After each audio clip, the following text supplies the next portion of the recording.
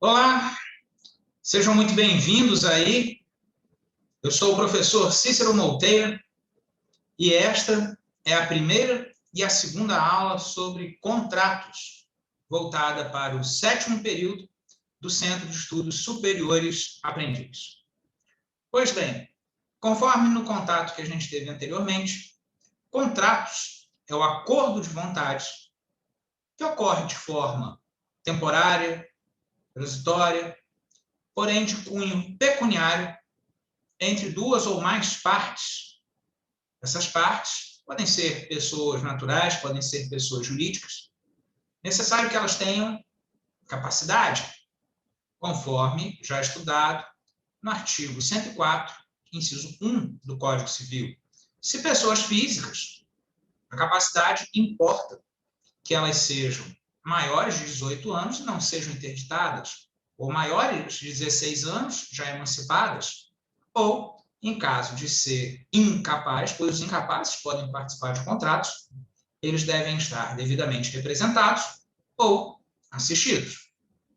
Se for pessoa jurídica, o requisito é que o CNPJ seja válido, que esteja ativo, e mais para frente vocês vão ver o Código Nacional de Atividades Empresariais, o CNAE. Então, a atividade dela tem que ser compatível com o CNAE que ela possui. Mas isso é matéria mais voltada para o direito empresarial ou societário. Então, voltando, o contrato é um acordo de vontades entre duas ou mais partes, em torno de obrigações. Essas obrigações podem ser a entrega de um produto, a prestação de um serviço. Algumas cláusulas desse contrato podem prever, além das obrigações de dar, da obrigação de fazer, a obrigação de não fazer, ou seja, se abster de uma conduta. Muito comum isso nas questões dos sigilos ou segredos industriais. E esse vínculo, essas obrigações criadas, elas não foram feitas para durar para sempre. Muitos contratos são imediatos. Outros contratos possuem alguma duração. Mas todas as obrigações acabam tendo um caráter pecuniário. Quando é a entrega de um produto, o valor do produto. Quando é a prestação de serviço, esse serviço tem um valor. E até mesmo na obrigação de não fazer, principalmente quando ela é descumprida, é possível ver o valor pecuniário, até mesmo na apuração ou de eventual multa ou de perdas e danos, dependendo do caso. Então, é o acordo entre duas ou mais pessoas em torno de obrigações temporárias ou transitórias de cunho pecuniário, e essas obrigações acordadas ou pactuadas, elas criam, alteram ou extinguem direitos, conforme já estudado no 2º período, quando vimos negócio jurídico. Negócio jurídico é a natureza do contrato, tanto é que no 2º período eu falei com vocês que contrato era o melhor exemplo de negócio jurídico. E aqui agora, no 7º período, a gente está estudando os contratos pela parte especial, não é mais pela parte geral. Vamos ver aí hoje do artigo 421 ao artigo 435 do Código Civil, as disposições gerais da parte especial sobre contratos, para que tão logo a gente já possa começar a estudar os contratos em espécie. Compra e venda, locação, prestação de serviço, empreitada, dentre tantos outros. Os contratos de seguro, fiança, transporte, entre mais alguns, não são matérias do 7º período, são matérias aqui do 8º período, conforme a organização do aprendiz. Então, vamos lá? Começar a leitura e o entendimento dos artigos? Beleza, estamos juntos.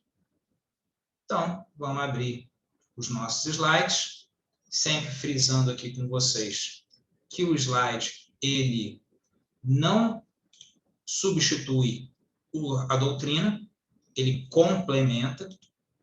Então, quando eu estou falando aqui e apresentando as lâminas desse slide, na verdade é para que vocês tenham um caderno completo. Mas um caderno completo não é o suficiente para o estudo da prova. Vai ser necessária a complementação com alguma doutrina. Posso recomendar para vocês aqui Carlos Roberto Gonçalves, que costuma ser um doutrinador admirado pelos alunos, respeitado pelos alunos. Ele tem uma linguagem fácil, uma linguagem objetiva, mas não é o único livro de doutrina que existe. Maria Helena Diniz, maravilhosa, a Dama de Azul, mas prefiro ela em matéria de família, sucessões, até na parte geral, do que nos contratos. Gosto muito do Venosa, Silvio de Salvo Venosa, mas nada impede que vocês leiam Fiuza, Stolze. O importante é que vocês tenham uma doutrina de apoio. Por quê? Com as aulas que eu for lecionando para vocês, com os slides que eu estou apresentando, na aula gravada é muito mais fácil. Você vai pausando o vídeo e ali você vai fazendo o seu caderno com calma. Mas o teu estudo não acaba aqui. O teu estudo envolve depois você pegar a doutrina que você escolheu, a doutrina da sua preferência, e ali complementar. E aí sim, você vai ter um estudo bem completo e você vai estar bem seguro para a prova. Não só minha, mas de OAB, concurso. Então, esse é um bom caminho aí para que vocês estudem. Passando aqui, vamos começar a leitura.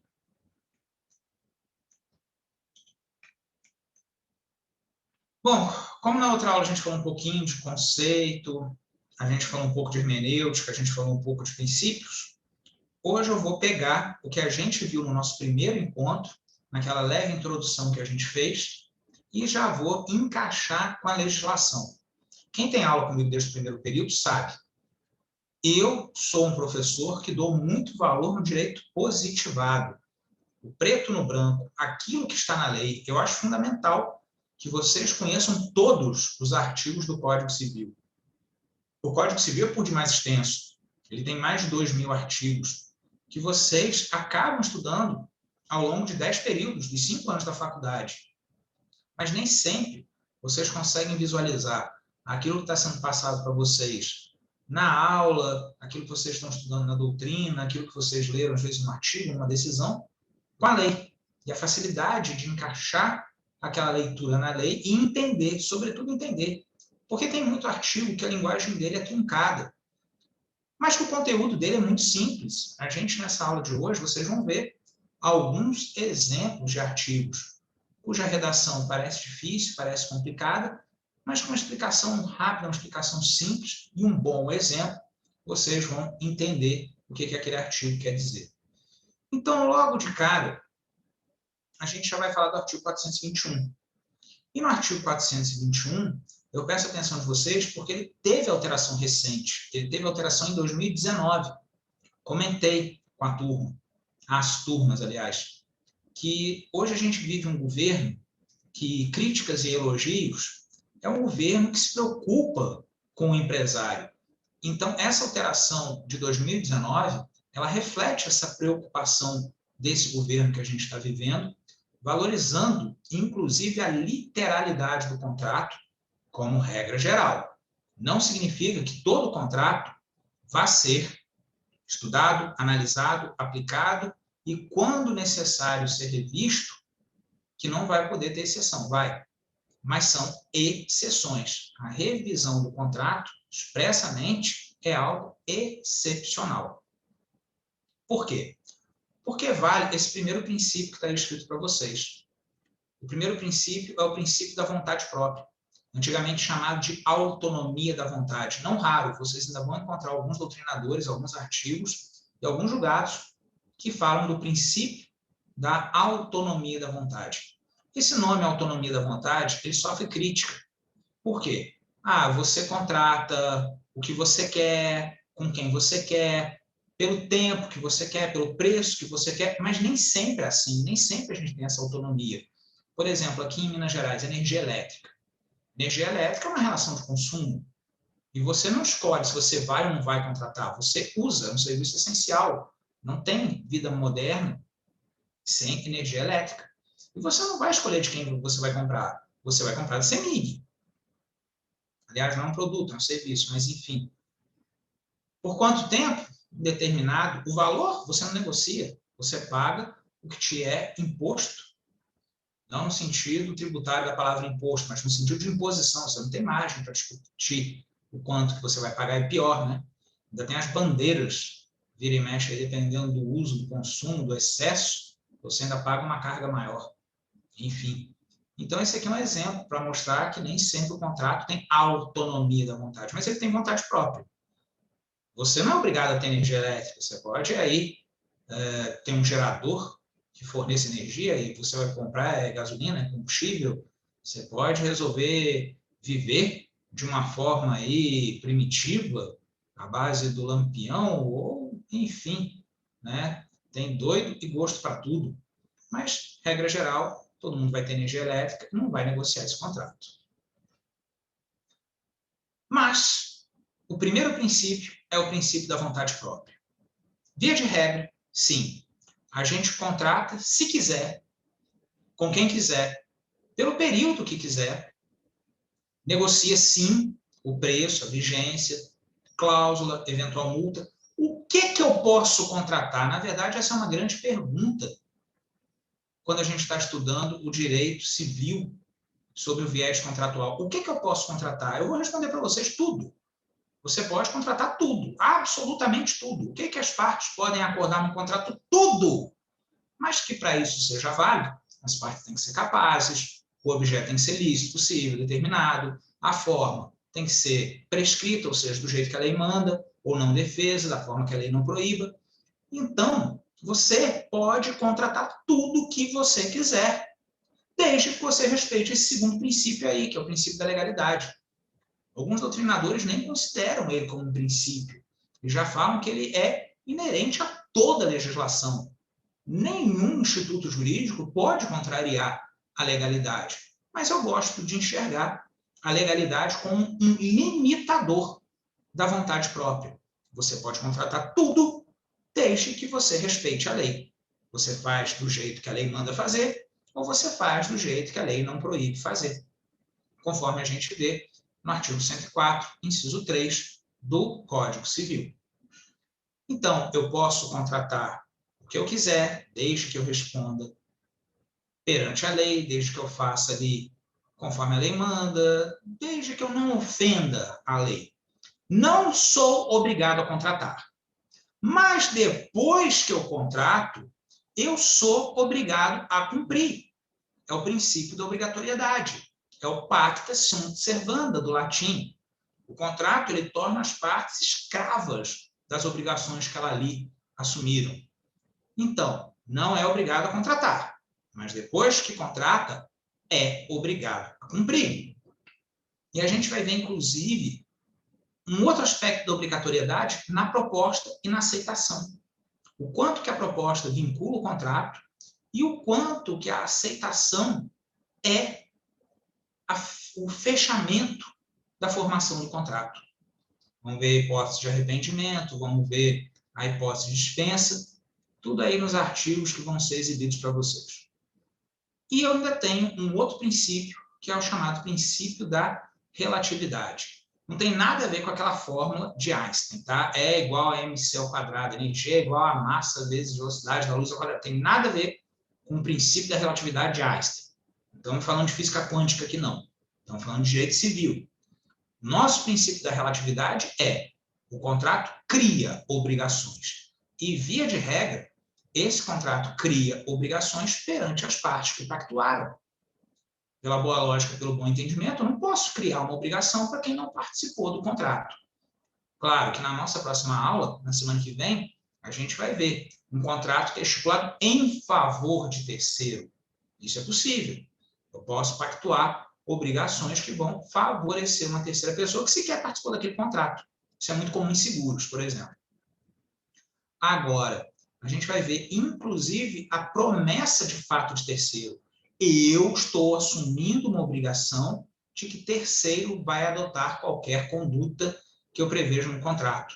Isso não significa que eu estou criando uma obrigação para terceiro. Isso significa que a obrigação continua sendo minha. Eu me obriguei, eu me responsabilizei, eu assumi o compromisso de que terceiro faria tal coisa, mas a obrigação continua sendo minha. Mas não é preocupação para hoje. É preocupação para a semana que vem, para a nossa próxima aula, para o nosso próximo encontro. Aí a gente vai falar do contrato estipulado em favor de terceiro e vamos falar da promessa de fato de terceiro. Não é preocupação para hoje. para hoje os problemas de hoje, e o nosso problema de hoje está aí na tela, é o artigo 421, já com a nova redação do ano de 2019.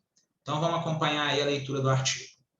A liberdade contratual, quando eu falo liberdade contratual, princípio da autonomia da vontade ou princípio da vontade própria, será exercido nos limites da função social do contrato. Então, um primeiro limite que a vontade das partes tem é a função social do contrato.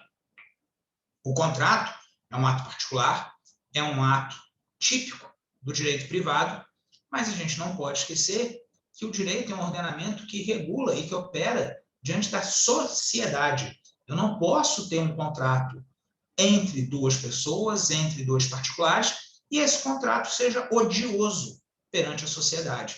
Então, existe uma função social do contrato. Parágrafo único do artigo 421. Nas relações contratuais privadas, prevalecerão o princípio da intervenção mínima e a excepcionalidade da revisão contratual. Isso é o que eu falei para vocês ainda há pouco, de um governo que valoriza a atividade empresarial. Por quê? Pensa numa relação entre fornecedor e consumidor. Nas grandes empresas, nos grandes fornecedores e o pequeno consumidor. Os contratos são feitos diariamente. Às vezes a gente nem tem noção de quantos contratos a gente acaba celebrando todo dia. Então, quando se fala em intervenção mínima aqui, é o Estado não invadir o que as partes acordaram. Rever um contrato é exceção, mas existe essa possibilidade de rever um contrato de forma excepcional, mas existe. E aí eu tenho a figura do artigo 421-A. Ele foi aí embutido na legislação, ele foi incluído no Código Civil, e ele também segue esse sentido de intervenção mínima, de excepcionalidade da revisão, de valorização da vontade própria, de respeitar o que as partes pactuaram, sem a intervenção do Estado. Os contratos civis e empresariais presumem-se paritários. Quando eu falo paritário, significa que as partes combinaram, discutiram, cláusula por cláusula, diferente de um contrato de adesão. E a gente sabe que nem sempre é assim. E simétricos, ou seja, impede a igualdade das partes, até a presença de elementos concretos que justifiquem o afastamento dessa presunção, ressalvado os regimes jurídicos previstos em leis especiais. Algumas observações aqui nesse artigo 421-A que você pode fazer aí no seu caderno. Então, regra. Primeiro, o contrato ele vai ser analisado literalmente. Eu vou analisar o que as partes escreveram, para depois me preocupar com a hermenêutica e perseguir a vontade real. Então, no primeiro momento, a gente caça o literal.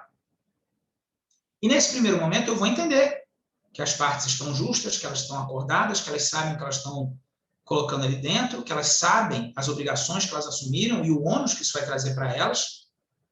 Há essa presunção. Mas a presunção admite prova em sentido contrário. Então, eu posso provar que foi um contrato que tem cláusulas abusivas, que tem práticas abusivas, e pedir a revisão disso na justiça.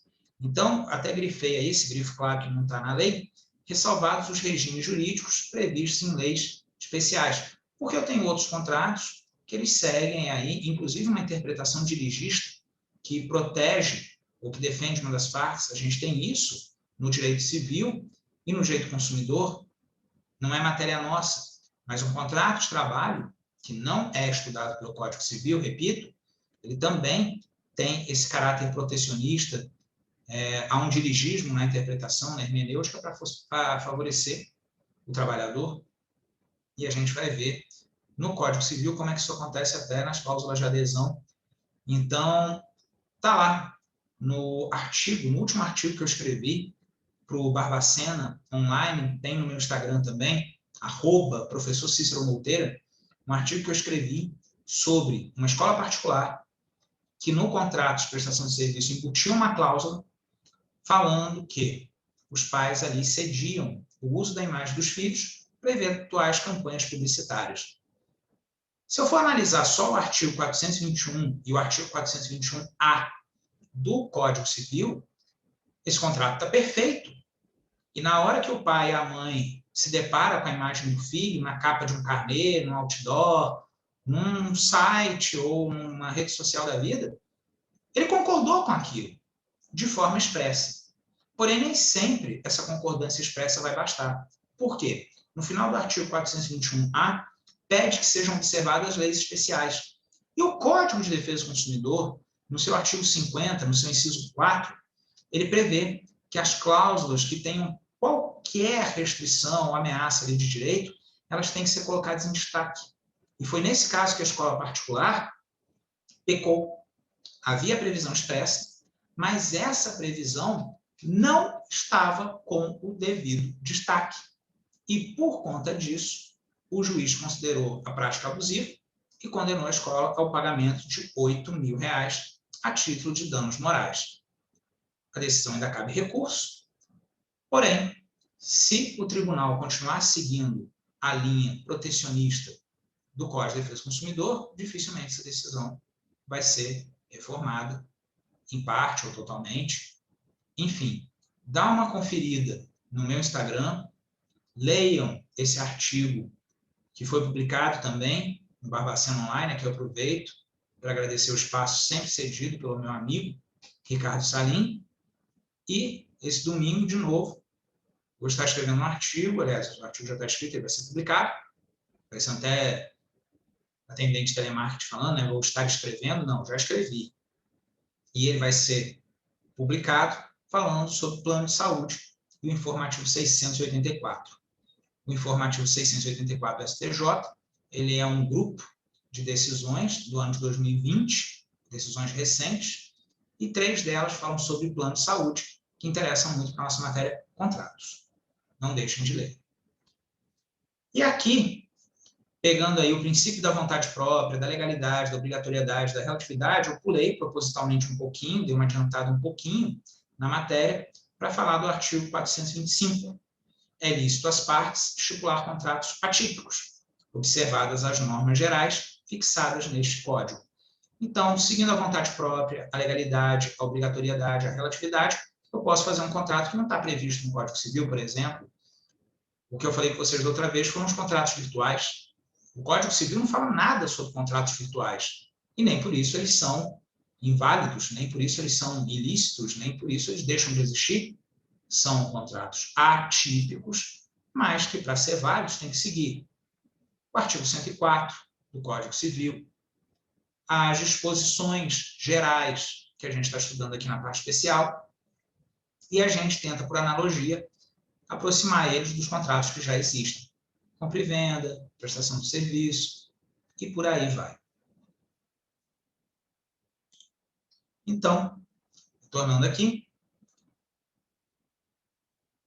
vimos o artigo 421 do Código Civil, um dos artigos mais importantes que a gente tem para essa primeira parte da matéria, e, com ele, a valorização do princípio da vontade própria, não obstante outros.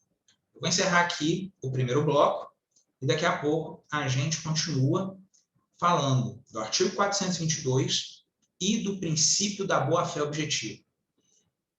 A vontade própria, a legalidade, a obrigatoriedade e a relatividade são princípios que existem desde o Código 16. O princípio da boa-fé objetiva, ele é uma inovação do Código Civil de 2002. E toda a aula nossa, esse princípio vai aparecer e ele é importantíssimo para a nossa matéria. É um grande norteador do estudo de direito civil na parte geral e na parte especial de contratos. Já voltamos já. Até já.